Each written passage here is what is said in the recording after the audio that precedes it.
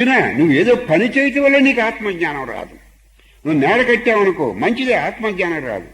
10 మందికి ఉపకారం పని చేసావనుకో మంచిది, అది పుణ్యం వస్తుంది, కానీ ఆత్మజ్ఞానం రాదు.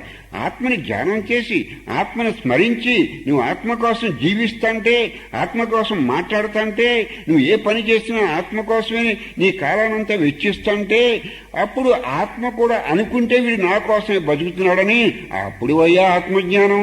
కర్మ ఫలితం వల్ల ఆత్మజ్ఞానం రాదు. కర్మ ఫలితం మంచి కర్మ చేస్తే పుణ్యం వస్తుంది, కాలంలో అనుభవిస్తావు, అనుభవించాక కరిగిపోతుంది.